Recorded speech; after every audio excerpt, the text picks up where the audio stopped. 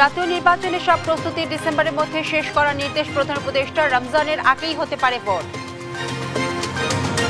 ৮ লক্ষর মতো আইন শৃঙ্খলা বাহিনীর মেম্বাররা ইলেকশন ডিউটিতে থাকবেন। উনি নির্দেশ দিয়েছেন যে এই পুরো ৮ লক্ষই যাতে এই ইলেকশনটা কিভাবে হবে আর শান্তিপূর্ণভাবে ইলেকশনটা যাতে হয়। জুলাইয়ে নির্বিচারে গুলির নির্দেশ দেন শেখ হাসিনা। ফোন আলাপের সত্যতা নিশ্চিত করল বিবিসি। উপস্থাপন করা হবে ট্রাইব্যুনালে। টেলিফোন কনভারসেশনের এই অডিও রেকর্ড তদন্ত সংস্থার হাতে এসেছে। ভেরিফিকেশন করে দেখেছেন যে এটা জেনুইন, এটি আসামি শেখ হাসিনার ভয়েস। আমরা সেটিকে বিচারের জন্য ট্রাইব্যুনালে উপস্থাপন করেছি। গণহত্যার নির্দেশদাতা হিসেবে হাসিনা এবং আওয়ামী লীগের বিচার চাইলে মির্জা ফখরুল। জনগণের ইচ্ছাতেই দ্রুত নির্বাচন চায় বিএনপি। জুলাই আগস্ট সব হত্যাকাণ্ডের জন্য দায়ী শেখ হাসিনা। চুয়াডাঙ্গার পথসভায় এনসিপি নেতারা স্বপ্নের বাংলাদেশ গড়ে তোলার প্রত্যয়। এবং টানা বৃষ্টিতে রাজধানী সহ বিভিন্ন জেলায় জলবদ্ধতা ভোগান্তি। ফেনীতে বন্যা নিয়ন্ত্রণ বাঁধে 20টি স্থানে ভাঙন, 30টি গ্রাম প্লাবিত। আমন্ত্রণ সংবাদ রাতে শুনছিলেন শিরোনাম, সাথে আছি বিপাশা চক্রবর্তী। ডিসেম্বরের মধ্যে ত্রয়োদশ জাতীয় সংসদ নির্বাচনের সব প্রস্তুতি সম্পন্ন করতে নির্দেশ দিয়েছেন প্রধান উপদেষ্টা। এমনটি জানিয়েছেন প্রধান উপদেষ্টার প্রেস সচিব শফিকুল আলম। সংস্কার সহ সব প্রস্তুতি শেষ হলে আগামী রমজানের আগেই নির্বাচন হতে পারে বলে মন্তব্য করেন তিনি। রাজধানীর ফরেন সার্ভিস একাডেমিতে রাত ৮টায় ত্রয়োদশ জাতীয় সংসদ নির্বাচনের অগ্রগতি জানাতে ডাকা এক সংবাদ সম্মেলনে শফিকুল আলম এই কথাই জানান। প্রধান উপদেষ্টা প্রেস সচিব আরও জানান, আগামী মাসগুলোতে আইন শৃঙ্খলা রক্ষাকারী বাহিনীকেও কঠোর হতে বলেছেন প্রধান উপদেষ্টা। নির্বাচনকে কেন্দ্র করে ৮ লাখ আইন শৃঙ্খলা রক্ষাকারী বাহিনীর সদস্য নিয়োজিত থাকবে জানিয়ে প্রেস সচিব বলেন, সুষ্ঠু নির্বাচনের জন্য আইন শৃঙ্খলা রক্ষাকারী বাহিনী সহ সংশ্লিষ্ট সবাইকে প্রশিক্ষণ সম্পন্ন করতে নির্দেশনা দিয়েছেন প্রধান উপদেষ্টা। প্রস্তুতির সামনে আমাদের জানেন যে নির্বাচন হবে। নির্বাচনের আমরা দুইটা সম্ভাব্য টাইম জানিয়েছি। একটা হচ্ছে যে স্যার জাতির উদ্দেশ্যে ভোটে জানিয়েছিলেন যে এপ্রিলের প্রথমার্ধে ইলেকশন হবে। পরবর্তীতে আমরা আরো জানিয়েছি যে যদি প্রস্তুতি সম্পূর্ণ হয়, সংস্কার হয়ে যায়, তাহলে সেটা রোজার আগেই ইলেকশন হতে পারে। আজকে অনেকগুলো ইম্পর্টেন্ট নির্দেশনা দিয়েছেন চিফ অ্যাডভাইজার। প্রথম নির্দেশনা ছিল যে আইন শৃঙ্খলা বিষয়ক যত প্রস্তুতি নির্বাচনকে ঘিরে সব প্রস্তুতি উনি নিতে বলেছেন বাই ডিসেম্বর। এই ডিসেম্বরের মধ্যে সমস্ত প্রস্তুতি শেষ করতে বলেছেন। ৮ লক্ষর মতো আইন শৃঙ্খলা বাহিনীর মেম্বাররা ইলেকশন ডিউটিতে থাকবেন। উনি নির্দেশ দিয়েছেন যে এই পুরো ৮ লক্ষই যাতে এই ইলেকশনটা কিভাবে হবে আর শান্তিপূর্ণভাবে ইলেকশনটা যাতে হয় সেটার প্রশিক্ষণ তাদেরকে ইনশিওর করার কথা বলেছেন, যে তাদেরকে প্রশিক্ষণ করতে হবে। গেল বছরের জুলাই ছাত্র আন্দোলনের নিরাপত্তা বাহিনীকে প্রাণঘাতী অস্ত্র ব্যবহারের নির্দেশ দেন তৎকালীন প্রধানমন্ত্রী শেখ হাসিনা। সম্প্রতি ফাঁস হওয়া একটি অডিও বিশ্লেষণ করে এমন সত্যতা খুঁজে পেয়েছে বিবিসির অনুসন্ধানী ইউনিট বিবিসি আই। তবে সব অভিযোগ অস্বীকার করেছে হাসিনা এবং তার দল। আরো জানাচ্ছেন রায়হান কবির শুভ্র। গেল বছর জুলাইয়ে সরকারি চাকুরিতে কোটা পদ্ধতি বাতিলের দাবির আন্দোলনের মধ্য দিয়ে সূচিত হয় জুলাই বিপ্লব। ঐতিহাসিক এ আন্দোলনে নিরাপত্তা বাহিনীকে প্রাণঘাতী দমন পীড়নের অনুমোদন দিয়েছিলেন তৎকালীন প্রধানমন্ত্রী শেখ হাসিনা। একটি ফাঁস হওয়া অডিওতে এমন সত্যতা খুঁজে পেয়েছে বিবিসির অনুসন্ধানী ইউনিট বিবিসি আই ইনভেস্টিগেশন।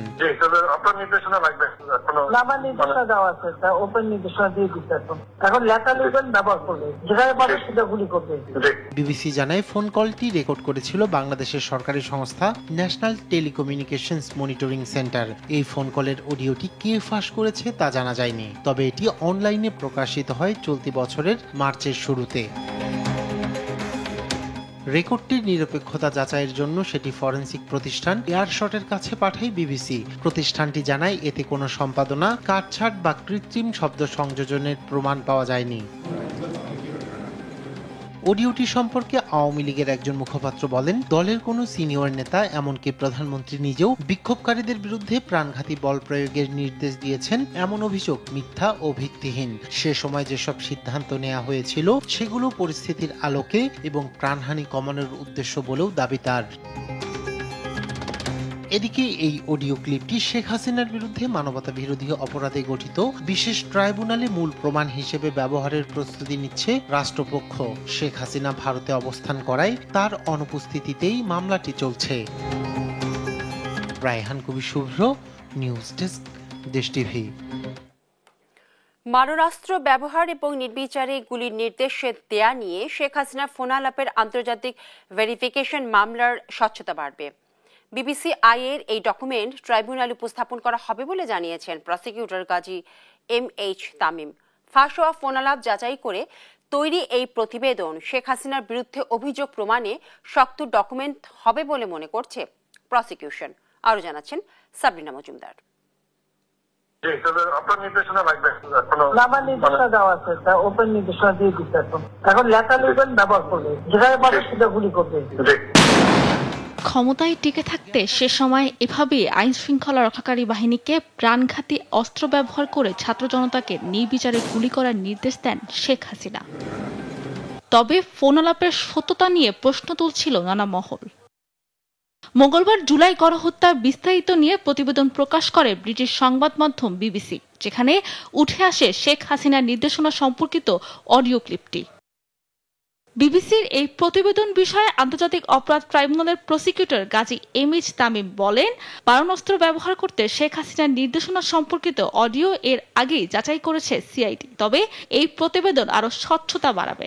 আন্তর্জাতিক সংস্থা অথবা যে কোনো NGO অথবা সরকারি কোনো সংস্থা থেকে যদি এই ধরনের রিপোর্ট প্রকাশিত হয়, তাহলে ট্রাইব্যুনাল কোনো প্রমাণ ছাড়াই তাদের জুডিশিয়াল নোটিশ এবং কমন নলেজে এই ধরনের ঘটনার কে সাক্ষ্য হিসাবে গ্রহণ করতে পারে।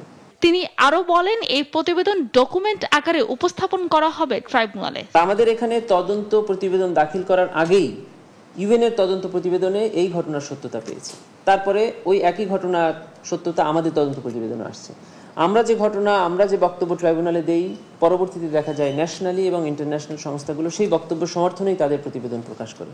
নিঃসন্দেহে আমরা বলবো যে আমাদের এই বিচার জাতীয় এবং আন্তর্জাতিকভাবে আরো অনেক স্ট্যান্ডার্ড ফলো করে হবে এবং সারা পৃথিবী এটাকে স্বীকার করবে। জুলাই গণহত্যার মূল আসামি শেখ হাসিনা, আসাদুজ্জামান খান কামাল ও চৌধুরী আব্দুল আল মামুনের বিরুদ্ধে ট্রাইব্যুনালে অভিযোগ গঠনের আদেশ দেওয়া হবে বৃহস্পতিবার। অভিযোগ গঠন হলে বিচার কাজে আরো এক ধাপ এগিয়ে যাবে আন্তর্জাতিক অপরাধ ট্রাইব্যুনাল। সাবরিনা মজুমদার, দেশ টিভি, ঢাকা।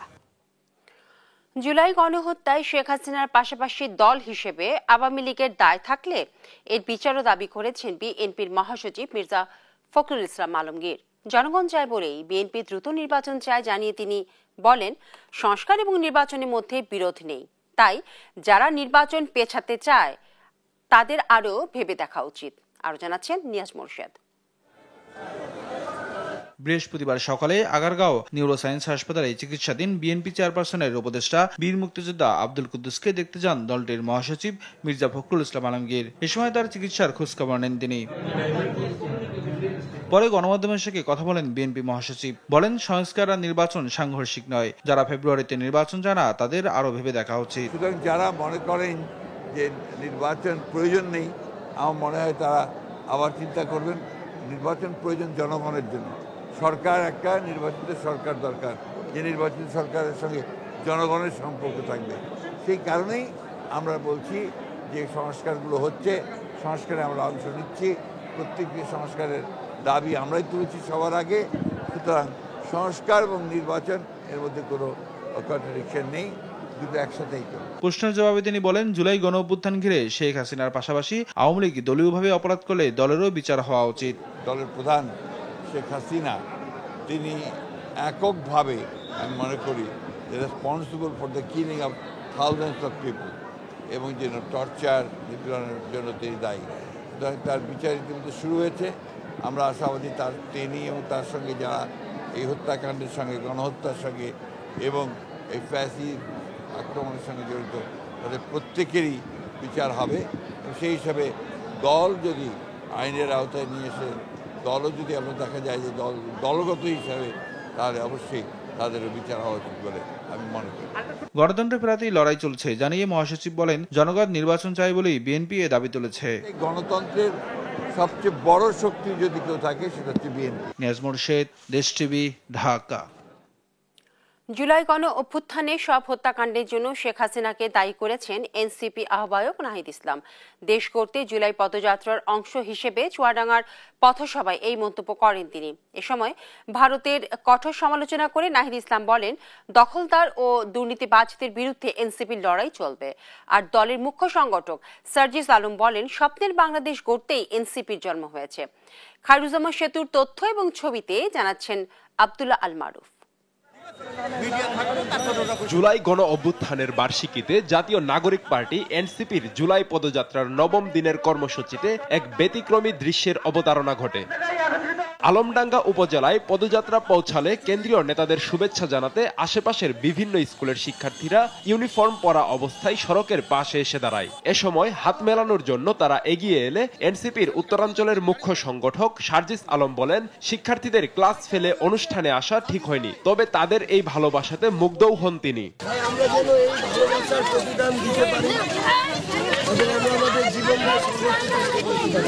পরে পথসভায় সার্জিস বলেন, এক বছরেও স্বপ্নের বাংলাদেশ হয়নি, তাই গণ অভ্যুত্থানের পর নতুন রাজনৈতিক দল গঠন করতে হয়েছে। আমাদের যে শহীদ ভাইরা, যে আহত যোদ্ধারা লড়াই করেছে, তাদের ওই আকাঙ্ক্ষা বাস্তবায়ন করার পূর্ব পর্যন্ত আমাদের এই লড়াই চালিয়ে যেতে হবে। এনসিপি আহ্বায়ক নাহিদ ইসলাম বলেন, জুলাইয়ের সব হত্যাকাণ্ডের জন্য শেখ হাসিনাই দায়ী। দখলদার ও দুর্নীতিবাজদের বিরুদ্ধে এনসিপির লড়াই চলবে বলেও হুঁশিয়ারি দেন তিনি। গণঅভ্যুত্থানের পরে আমরা একটা বৈষম্যহীন একটা সম্প্রীতির বাংলাদেশ চেয়েছিলাম, কিন্তু আমরা দেখছি নানা ধরনের রাজনৈতিক অন্তর্গতনে বহু মানুষ মারা যাচ্ছে। চাঁদাবাজ, দুর্নীতি, দখলদারিত্ব পুরো বাংলাদেশকে ছেয়ে গিয়েছে। নতুন করে কোনো ভয়ের সংস্কৃতি আমরা বাংলাদেশে দেখতে চাই না। আপনাদের এলাকার দুর্নীতি, চাঁদাবাজ, দখলদারিত্ব নিয়ে কথা বলুন। যেই প্রতিবাদের জোয়ার বাংলাদেশে তৈরি হয়েছে, সেই জোয়ার বন্ধ করবেন না। এ সময় ভারতের সীমান্তরক্ষী বাহিনীর কঠোর সমালোচনা করেন নাহিদ। বলেন, বাংলাদেশের মানচিত্র রক্ষা করা ছাত্র ও যুবকদের দায়িত্ব। আব্দুল্লাহ আল মারুফ, নিউজ ডেস্ক, দেশ টিভি। দেখছেন সংবাদরাত।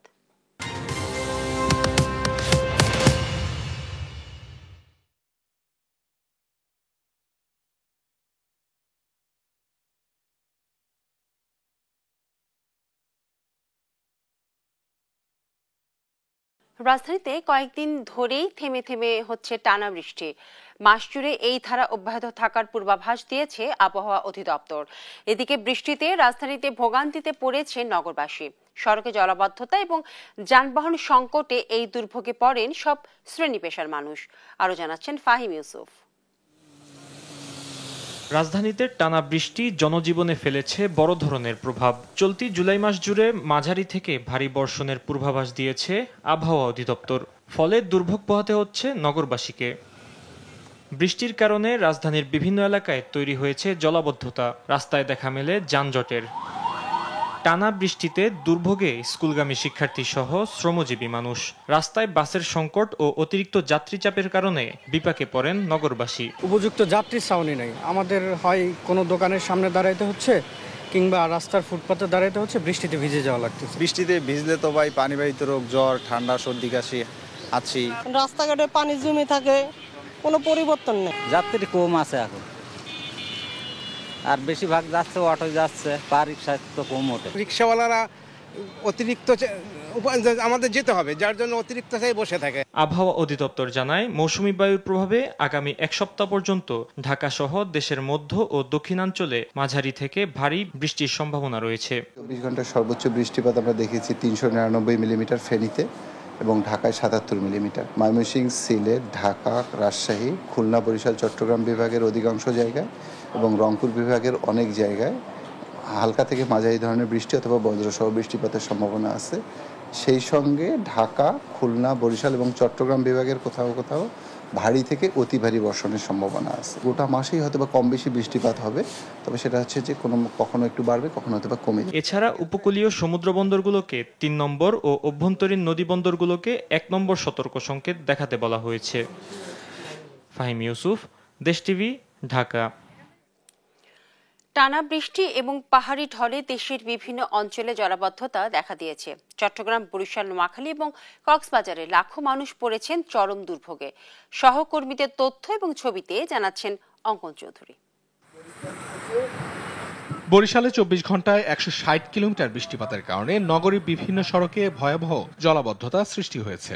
মৌসুমী বায়ুর প্রভাবে বৃষ্টি আরও কয়েকদিন চলতে পারে, এমনটাই জানিয়েছে আবহাওয়া অফিস। নদী বন্দরে 1 নম্বর সতর্কতা জারি থাকলেও লঞ্চ চলাচল স্বাভাবিক রয়েছে। এই 10 বছরে বরিশালে এই রাস্তাঘাটের ব্যাপারে বা এই যে পানি নিষ্কাশনের ব্যাপারে বরিশাল সিটি কর্পোরেশন কোনো উদ্যোগ নিয়েছে, এই ব্যাপারটা আমরা এখনো দেখি নাই। হাতেমালি কলেজ ওই রাস্তায় পাশ বেশি পানি আর কি, আরো উঠতে যায় পানি। তারপরে বগুড়া রোডে পানি, আরো অন্য জায়গায় পানি আছে, এই যে সদরে পানি আছে। নোয়াখালীতে টানা বৃষ্টির কারণে দেখা দিয়েছে জলাবদ্ধতা ও বন্যা পরিস্থিতি। গত 24 ঘন্টায় 208 কিলোমিটার বৃষ্টিপাত রেকর্ড হয়েছে। আবহাওয়া অফিসের পূর্বাভাসে বলা হয়েছে বৃষ্টি আরো 4 থেকে 5 দিন স্থায়ী হতে পারে।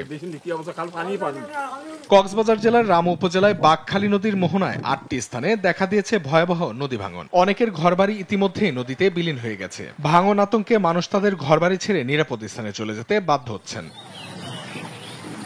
টানা বৃষ্টি, পাহাড়ি ঢল ও নদী ভাঙ্গন মিলে দেশের বিভিন্ন অঞ্চলের মানুষের জীবনযাত্রা চরমভাবে বিপর্যস্ত হয়ে পড়েছে। ক্ষতিগ্রস্ত মানুষেরা সরকারি সহায়তার পাশাপাশি দ্রুত কার্যকরী ব্যবস্থা দেখতে চাচ্ছেন। অঙ্কন চৌধুরী, নিউজ ডেস্ক, দেশ টিভি। টানা বৃষ্টি আর উজানের ঢলে ফেনীর মহুরী এবং সিলোনিয়া নদীর 20টি স্থানে ভাঙন দেখা দিয়েছে। 30টি গ্রাম প্লাবিত হয়ে অন্তত 20,000 মানুষ পানিবন্দী হয়ে পড়েছে। বন্ধ রয়েছে পরশুরাম আঞ্চলিক মহাসড়কে যানবাহন চলাচল। এই নিয়ে আরো জানাতে সরাসরি যুক্ত হচ্ছেন আমাদের সহকর্মী তোফায়েল আহমেদ নিলয়। নিলয়, সর্বশেষ পরিস্থিতি আমাদেরকে জানান। ধন্যবাদ বিপাশা।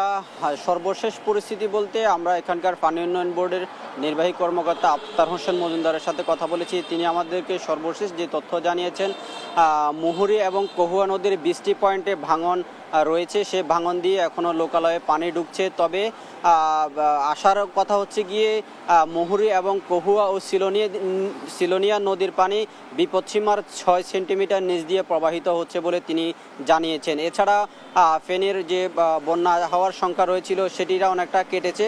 ফেনীতে বন্যা হওয়ার কোনো সম্ভাবনা নেই বলেও তিনি জানিয়েছেন। এর ফলে কিন্তু মানুষের মধ্যে কিছুটা স্বস্তি ফিরতে শুরু করেছে। তবে আমরা দেখেছি যে সেখানকার যে 20টি পয়েন্টে ভাঙন হয়েছিল সেই 20টি পয়েন্ট দিয়ে এখনো পানি লোকালয়ে প্রবেশ করছে। লোকালয় থেকে পানিগুলো নিম্ন অঞ্চলে গিয়ে অনেকগুলো মানুষের ঘর বাড়ি আসবাবপত্র থেকে শুরু করে প্রায় 30 থেকে 35টি গ্রাম প্লাবিত হয়েছে। এছাড়াও আমরা দেখেছি যে এসব 30 থেকে 35টি গ্রামের প্রায় 20 থেকে 25,000 মানুষ এখনো পানিবন্দী রয়েছে। আমরা দেখেছি যে এখানকার জেলা প্রশাসনের পক্ষ থেকে সেখানে 131টি শিক্ষা প্রতিষ্ঠানকে আশ্রয় কেন্দ্র হিসেবে ঘোষণা করা হয়েছে। সেই সব আশ্রয় কেন্দ্রগুলোতে ইতিমধ্যে প্রায় 1500 কাছাকাছি আশ্রয় কেন্দ্রে 1500 মানুষ আশ্রয় নিয়েছে। সেই সব আশ্রয় প্রার্থীদেরকে ও জেলা প্রশাসন এবং বিজিবির পক্ষ থেকে শুকনো খাবার বিতরণ করছে বলে আমরা দেখেছি। তবে স্বস্তির বিষয় হচ্ছে গিয়ে ফেনীতে যে বন্যা হওয়ার সম্ভাবনা ছিল সেটি অনেকটা কেটেছে বলে জানিয়েছিল। তো এই ছিল আমার কাছে বাঁধভাঙা নিয়ে সর্বশেষ তথ্য। বিপাশা। নিলয়, আপনাকে ধন্যবাদ। দর্শক, আমাদের সহকর্মী নিলয় জানাচ্ছিলেন বন্যা পরিস্থিতির সর্বশেষ অবস্থা। গুম থেকে এখনো ফিরে না আসা 200 জনের তালিকা গুম বিষয়ক তদন্ত কমিশনের কাছে হস্তান্তর করেছে মানবাধিকার সংগঠন United for the victims of enforced disappearance UVED। বুধবার রাজধানীর গুলশানে কমিশনের কার্যালয়ে প্রতিষ্ঠানটির মুখ্য আহ্বায়ক, সাবেক রাষ্ট্রদূত এবং সচিব মারুফ জামানের নেতৃত্বে 4 সদস্যের একটি প্রতিনিধি দল এই তালিকা তুলে দেন। বৈঠকে গুম তদন্ত কমিশনের সভাপতি অবসরপ্রাপ্ত বিচারপতি মইনুল ইসলাম চৌধুরী এবং কমিশনের পক্ষ থেকে প্রচলিত আইনি কাঠামোর আওতায় সব ধরনের প্রয়োজনীয় ব্যবস্থা নেওয়ার আশ্বাস দেন। আলোচনায় গুম থেকে ফিরে আসা ব্যক্তিদের জন্য ক্ষতিপূরণ, আর্থসামাজিক পুনর্বাসন এবং গুম সংক্রান্ত প্রতিটি ঘটনার সুষ্ঠু বিচার নিশ্চিত করার প্রয়োজনীয়তার উপর গুরুত্ব আরোপ করেন।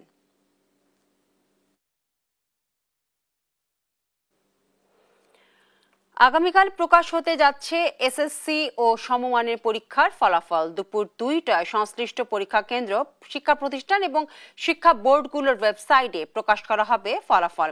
এছাড়াও নির্ধারিত শর্ট কোড 16222 তে SMS এর মাধ্যমেও ফলাফল দেখার সুযোগ রয়েছে।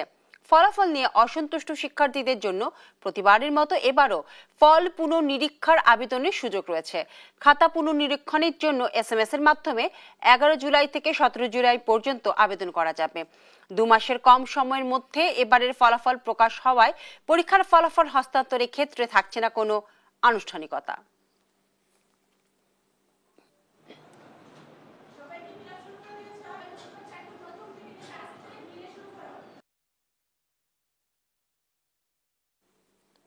বাংলাদেশের দুগ্ধ শিল্পে টেকসই সবুজায়ন নিশ্চিত করার উদ্দেশ্যে আনুষ্ঠানিকভাবে যাত্রা শুরু করল ডেইরি ভ্যালু চেইন ফোরাম।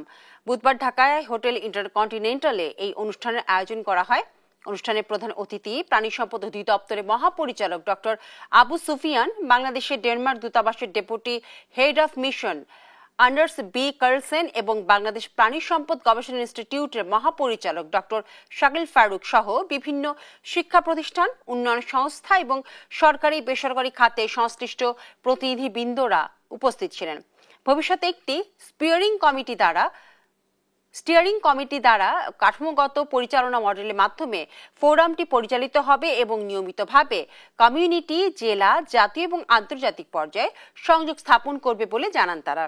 এই প্রকল্পটির সহযোগী হিসেবে solidarity network Asia, Arla food, প্রাণ ডেইরি, সেকেম ইনোভেশন, IDRN, বাংলাদেশ কৃষি বিশ্ববিদ্যালয় এবং Danish agriculture and food council কাজ করছে। এছাড়াও সক্ষমতা বৃদ্ধির পাশাপাশি জ্ঞান বিনিময় এবং নীতি ও বিনিয়োগ বিষয়ক সিদ্ধান্তগুলি তুলে ধরতে একটি শ্বেতপত্র প্রস্তুত করা এর প্রধান কার্যক্রমগুলোর মধ্যে থাকবে বলে জানান তারা।